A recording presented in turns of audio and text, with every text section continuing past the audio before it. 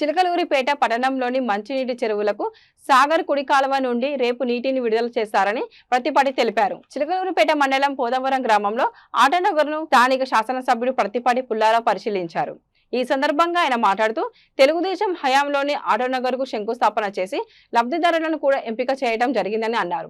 మొత్తం 474 లక్షల రూపాయలతో ఆటోనగర్లో మౌలిక సదుపాయాలు ఏర్పాటు చేశామని తెలిపారు. మొత్తం 42 ఎకరాలలో ఆటోనగర్ నిర్మాణం చేపట్టామని 613 మంది లబ్ధిదారులకు పంపిణీ చేయవచ్చని తెలిపారు. ఎవరైనా స్వచ్ఛందంగా పొలాలు ఇస్తే 1 నెల రోజులలో ఆటోనగర్ పై కమిటీ ఏర్పాటు చేసి అభివృద్ధి చేస్తామని తెలిపారు.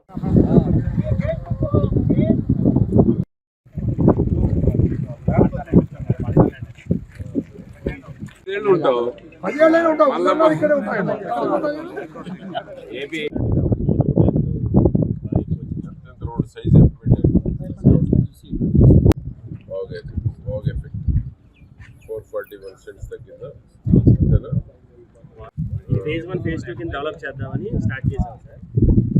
ఆల్మోస్ట్ phase 1 ఎక్వైర్ ఆ రోజు చేసింది టోటల్ 42. ఓకేనా?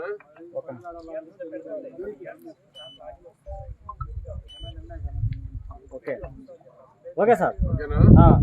ఇవన్నీ కూడా లిస్ట్ అవుట్ చేసి వారి ఆలోచనలకు తగినటువంటి విధంగా రాయితీలు వచ్చేటువంటి దానికి ప్రయత్నం చేసి చిలకలూరిపేట ఆటోనగర్ ఒక ప్రతిష్టాత్మకమైనటువంటి ఆటోనగర్గా తీర్చిదిద్దేటువంటి దానికి తెలుగుదేశం కూటమి ప్రభుత్వం ప్రయత్నం చేయడం జరుగుతుంది. అదే కాకుండా బుధవారం మంచినీళ్ళు వదులుతున్నారు. చిలకలూరిపేటకు మంచినీటి సమస్య కూడా పరిష్కారం కాబోతా ఉంది. రాత్రి నిన్న మినిస్టర్ రామానాయుడు గారితో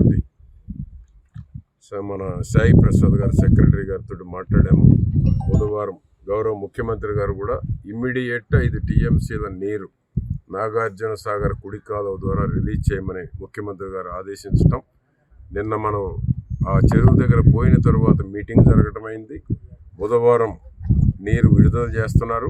మనకి సోమవారం మంగళవారం లోపల మన చెరువు దగ్గరకు వచ్చేటువంటి అవకాశం ఉంది. కమిషనర్ కూడా అరేంజ్మెంట్ చేసుకోమని చెప్పాం.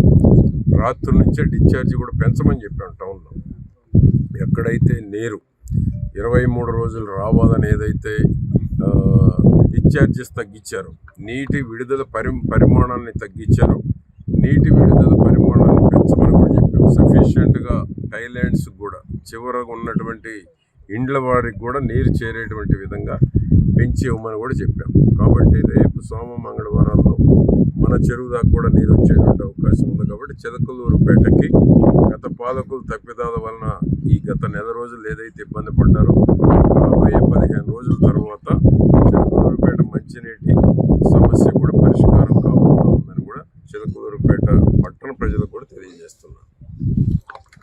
ఓకేనా? 5 ఏళ్ళు ఫ్రీ, ఎందుకంటే 5 ఏళ్ళు రాయితీ ఉంటుంది. రిజిస్ట్రేషన్ ఫీజు రాయితీ, డెవలప్మెంట్ కూడా చేయాలి. అదేవిధంగా ఎంఎస్ఎంఈలో ఎస్సీ ఎస్టీలకు అయితే 50% వరకు ఇన్సెంటివ్స్ ఉన్నాయి. సబ్సిడీ 3% ఇంట్రెస్ట్ సబ్సిడీ ఉంది. అదేవిధంగా ఎంఎస్ఎంఈ కింద కానీ ఏపీఐసి స్టేట్ గవర్నమెంట్ అయితే 25 పైసాకి లోన్ ఇచ్చే ఫెసిలిటీ ఉందని దేవన్ గారు చెప్తున్నారు.